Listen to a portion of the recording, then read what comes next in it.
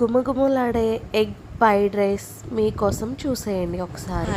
Fried rice పొడి చక్కగా రావాలి అంటే నేను చేసిన ప్రాసెస్లో మీరు కూడా చేసుకోండి. లాంగ్ వీడియో అయితే అప్లోడ్ చేశాను, అందరూ చూసేయండి. ఒకసారి టేస్ట్ చేస్తే మళ్ళీ ఇదే ప్రాసెస్లో. హాయ్ అండి, welcome back to my channel. అందరికీ హాయ్ అండి. ఎగ్ ఫ్రైడ్ రైస్ చేస్తున్నాను. మీలో ఎగ్ ఫ్రైడ్ రైస్ ఎంతమందికి ఇష్టమో కామెంట్ చేయండి, లైక్ కూడా చేయండి, నా వీడియోని సబ్స్క్రైబ్ చేయండి, నా ఛానల్ సబ్స్క్రైబ్ చేసుకోండి, నా వీడియో షేర్ చేయండి. ఫస్ట్ గార్లిక్ అల్లము ఇలా మంచిగా దంచేసుకున్నాను. నెక్స్ట్ ఆయిల్ హీట్ అయ్యాక జీరా యాడ్ చేశానండి.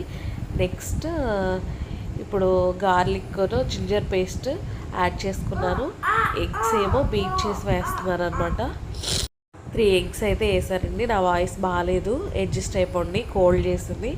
ఇట్లా 3 ఎగ్స్ బీట్ చేసి వేసానండి.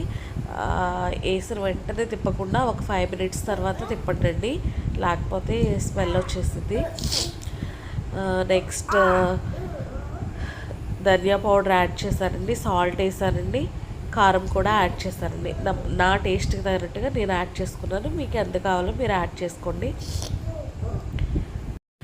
బయట తెచ్చుకొని తినడం కన్నా ఇంట్లో చేసుకోవడం బెస్ట్. బయట ఏ ఆయిల్తో చేస్తారో తెలియదు, ఏ ప్రిజర్వేటివ్స్ కలర్స్ కలుపుతారో తెలియదు. కాబట్టి ఇంట్లో చేసుకుని ఫుడ్ తింటే చాలా బెస్ట్ అండి హెల్త్కి. ఎప్పుడన్నా అంటే బయట ఓకే, రోజు అయితే బయట ఫుడ్ తినకూడదు. నెక్స్ట్ 1 కప్ రైస్ యాడ్ చేసుకున్నానండి. 3 ఎగ్స్కి నేనైతే మంచిగా కలిపేసుకుంటున్నానండి. ధనియా పౌడరు ఇవి వేసాం కదా, మంచి ఫ్లేవర్ ఉంది. బ్యాచిలర్స్ అయినా చేసుకోవచ్చండి, కొత్తగా మ్యారేజ్ అయిన వాళ్ళు చేసుకోవచ్చు, చిన్న పిల్లలు కూడా చేసుకోవచ్చు. ఎంతో ఈజీ ప్రాసెస్లో చేస్తున్నానండి.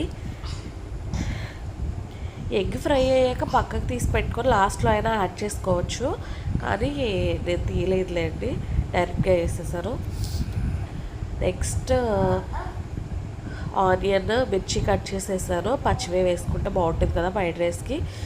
నెక్స్ట్ కొత్తిమీర పుదీనా కూడా యాడ్ చేసుకున్నాను. నా దగ్గర ఉన్నాయి కాబట్టి వేసాను, మీ దగ్గర లేకపోయినా పర్లేదు.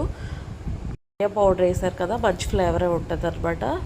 చాలా టేస్ట్గా ఉందండి నా ఫ్రైడ్ రైస్. మీరు కూడా ట్రై చేసి నాకైతే చెప్పండి.